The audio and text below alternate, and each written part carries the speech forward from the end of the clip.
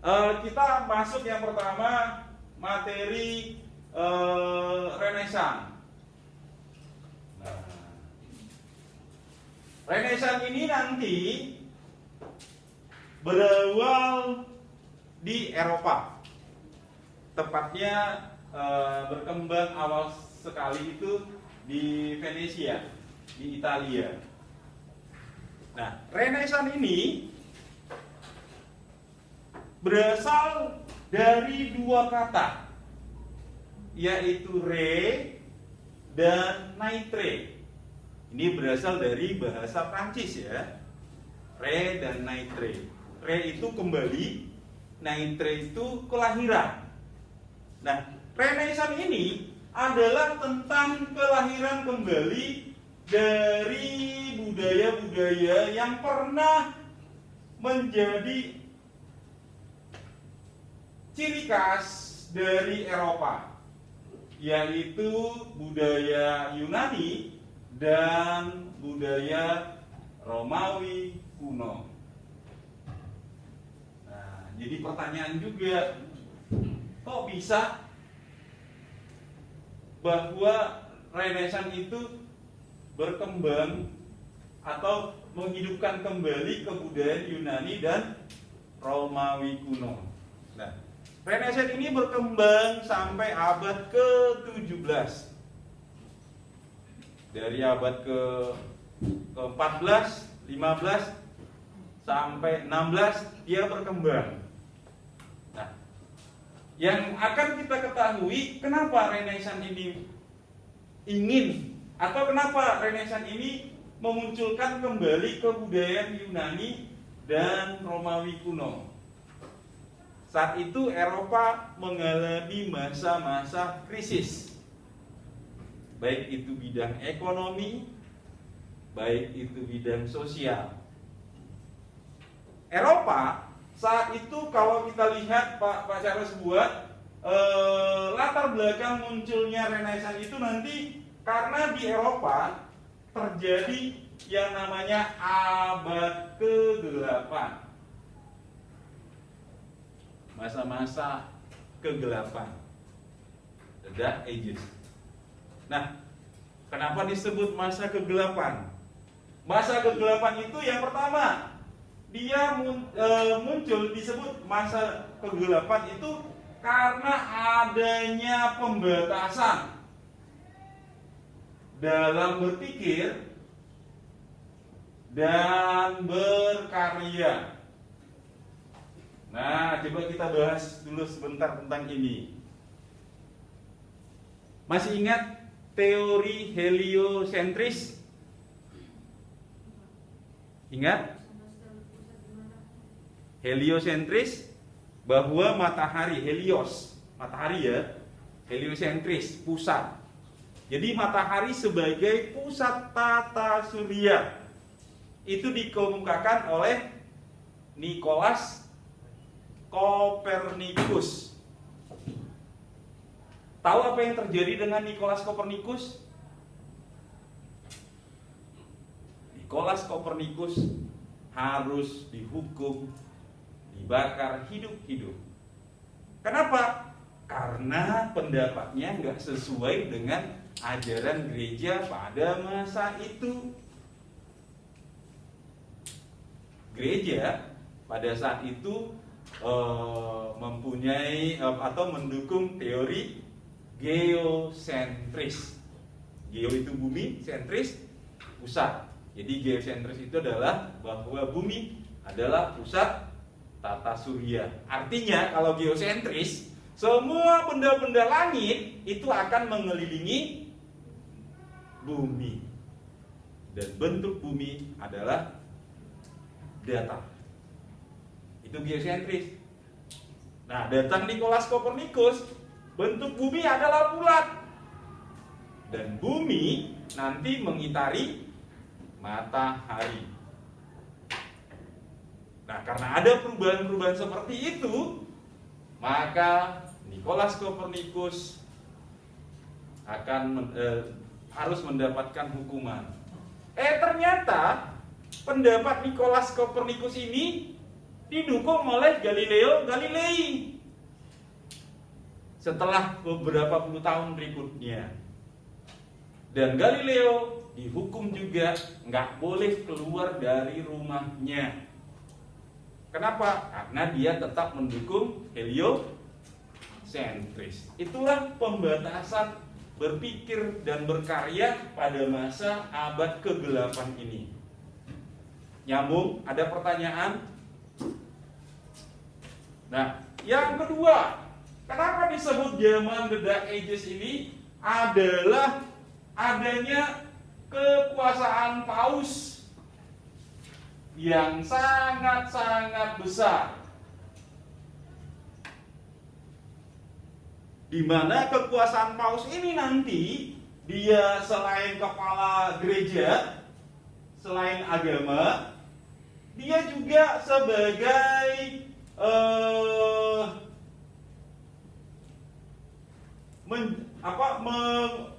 sebagai penguasa atas pemerintahan. Buktinya apa? Semua raja-raja, semua kepala negara di Eropa itu harus mendapatkan pengakuan dari paus.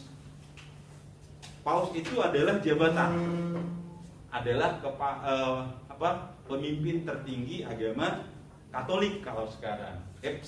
Batasi dulu ya, kita nggak bicara tentang agama ya, kita bicara tentang sejarah pemikiran. Karena Pak tahu ada beberapa orang yang Katolik di sini ya. Oke. Jadi ini juga menimbulkan rasa tidak enak. Masa seorang raja Inggris harus mendapatkan legitimasi dari seorang paus. Paus kan belum tentu orang Inggris. Yang berhak jadi raja Inggris ya orang Inggris gitu. Nah, sementara paus bukan orang Inggris, tetapi karena dia sebagai kepala keagamaan dan punya pengaruh yang sangat kuat, nah harus mendapatkan izin atau mendapatkan pengakuan dari paus tersebut. Yang terakhir, The Dark Ages ini bisa dilihat dari adanya berkembang yang disebut dengan paham-paham skolastik. Paham skolastik ini adalah paham yang menyatakan bahwa hidup harus sesuai dengan aturan gereja. Ya, pada saat itu. Jadi bisa dibilang masa-masa The Dark Ages ini adalah masa-masa besarnya kuatnya pengaruh gereja. Semua hal, sampai bagaimana hidup pun itu harus mengikuti aturan gereja. Coba kamu bayangkan lalu masing-masing bagaimana masa-masa The Dark Ages tersebut. Sampai di sini nyambung? Oke? Nah, kemudian ini yang inilah yang membuat orang-orang ingin kembali ke masa kejayaan Eropa. Pada masa Yunani yang kita kenal dengan demokrasinya, pada masa Romawi kita kenal dengan Vini Vidivici yang Julius Caesarnya, di mana Romawi hampir menguasai 2/3 bumi ini, dan Eropa mengalami masa kejayaan pada masa itu. Kemudian di Yunani juga pemikiran-pemikiran tentang filsafat, tentang ilmu pengetahuan juga berkembang. Nah, mereka rindu sehingga dimunculkanlah gerakan Renaissance tersebut. Nyambung? Oke, nanti kalau nggak nyambung boleh diulang-ulangi ya. Nah, sekarang kita lihat Renaissance itu bagaimana sih ciri-cirinya? Nah, ciri-ciri dari Renaissance tersebut ada beberapa. Yang pertama, cirinya adalah berciri klasisme. Ini kembali ke budaya klasik. Yang mana budaya klasik tersebut? Yunani dan Romawi kuno. Lalu kemudian ciri-ciri Renaissance itu adalah idealisme. Nah, ini berasal dari kata ideal. Tahu arti ideal? Guys, ideal itu apa nah? Apa ideal? Cocok ya. Kalau cocok itu bagaimana? Berarti nyambung. Kalau nyambung itu berarti benar. Jadi Renaissance itu adalah nanti cirinya berpusat kepada kebenaran. Nah, untuk mencari kebenaran, kita tidak percaya begitu saja. Berkembanglah pemikiran yang namanya skeptisme. Paham skeptis. Paham skeptisme ini adalah cirinya adalah mengutamakan bukti. Oke? Mengutamakan bukti. Jadi cerita apapun kalau nggak ada bukti, maka tidak akan bisa diikuti. Ya, kembali nakku. Terima kasih lah. Ya, jangan lama-lama, ini direkam. Yes. Ya, Renaissance juga itu juga berciri yang namanya sekularisme. Ini adalah sebagai reaksi dari adanya kekuasaan paus yang sangat besar tersebut. Apa sekularisme? Sekuler. Apa sekuler, nakku? Sekularisme ini adalah paham keduniawian. Pernah dengar keduniawian? Pernah dengar? Beda ya, bukan hedonisme, bukan ya, beda. Artinya berfokus kepada apa-apa yang kita alami di dunia gitu. Berbeda masa The Dark Ages. The Dark Ages itu adalah bagaimana kita setelah mati. Nah, kalau dalam Renaissance itu adalah bahwa yang utama di dunia inilah gitu. Dan yang terakhir, ciri dari Renaissance itu adalah individualisme. Nah, apa itu individualisme?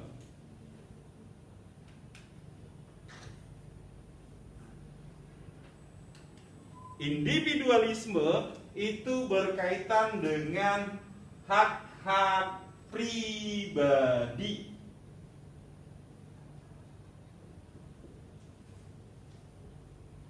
Inilah ciri-ciri dari Renaissance. Sampai di sini ada pertanyaan? Nyambung? Bisa ya? Kalau terlalu cepat Pak Charles jelasin, kasih tahu. Kalau terlalu lambat juga kasih tahu, karena mendengar suara Pak ada yang matanya 5 watt ya kan. Kalau Pak itu berarti bagus menurut Pak. Suara Pak bagus berarti. Mendayu-dayu. Oke. Be positif, man. Yeah. Yes, man. Ada yang bunyi coy, ada yang merasa. Berarti kena juga ya. Oke, bisa ya?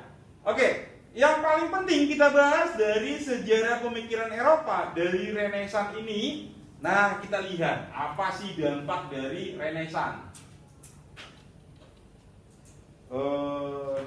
Kalau nggak jelas bilang ya tulisannya ya, karena Pak kepengen ada warna-warni seperti hidup berwarna kan enak ya.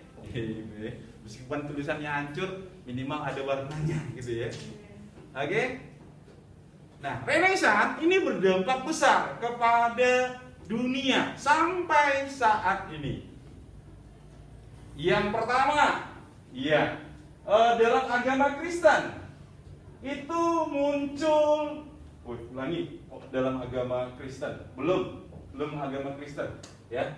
Dampak Renaissance yang pertama, adanya kebebasan dalam berpikir dan juga berkarya.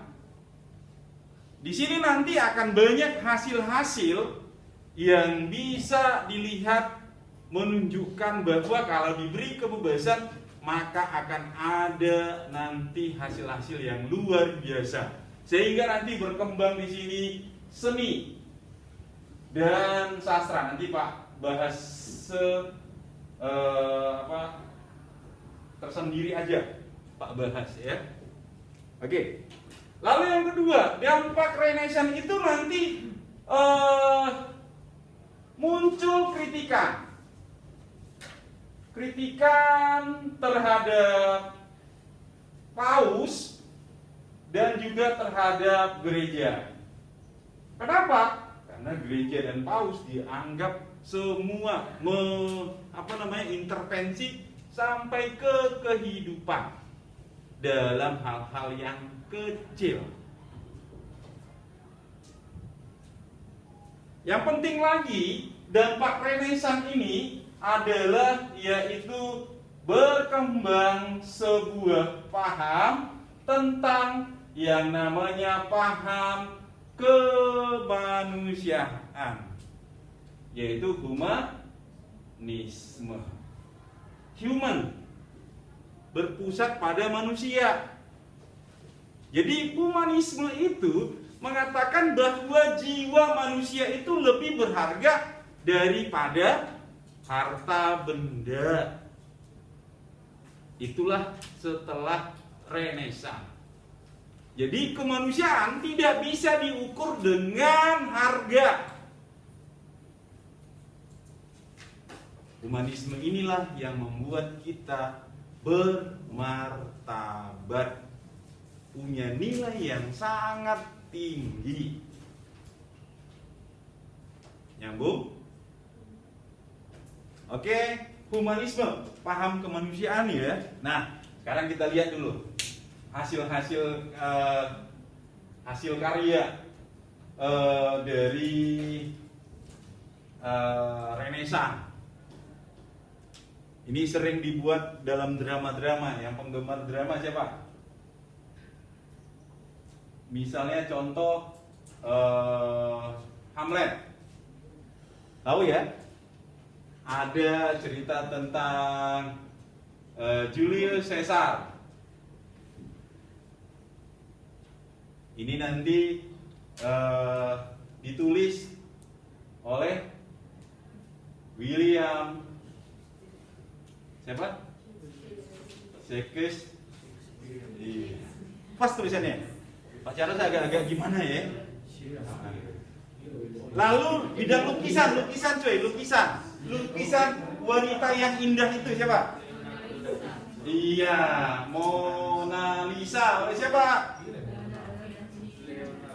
Oleh Leonardo. Iya. Bukan Leonardo DiCaprio, itu Titanic itu. Ikon banget ya. Aduh, kalian sudah nonton juga Gorga? Oh, harus disensor kalau kau nonton itu. Kok Gora? Kau juga nonton, loh. Apa lagi? Selain nih ya,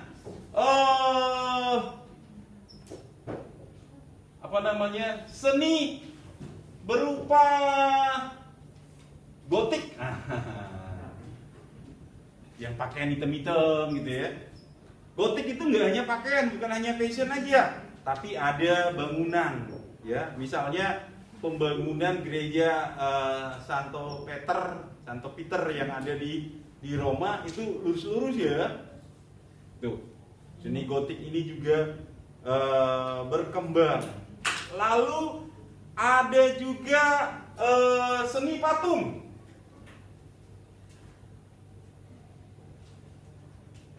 Nah, seni patung ini nanti berkembangnya dan terkenal karena dia menggambarkan detil. Misalnya, sangat detil ya. Misalnya dia patung siapa ya? Patung David. Berarti kalian sudah tahu berarti ya? Ya sudah lihat ya? Detil banget coy. Padahal patung. Nanti kau searching sendiri deh. Ya. Apalagi selain David? Kemudian kita juga patung Pieta. Nah, ini seni patung ini menjadi semacam master ya, hasil dari Renaissance tersebut. Siapa yang membuat seni patung ini, nakku? Terkenal juga ini. Salah tulis ya kan? Michelangelo gitu ya. Ada buat Michael, ada Michelangelo gitu ya. Ada ya? Itu kura-kura ninja maksudmu. Gitu ya. Nah, itulah mengenai kita bahas ini sengaja Pak perdalam tentang Renaissance ini biar kamu bisa ngerti deh. Karena mau IPA mau IPS juga butuh ini deh. Biar kamu tahu. Oke? Sampai di sini ada pertanyaan, silakan. Nyambung? Oke, kalau nyambung berarti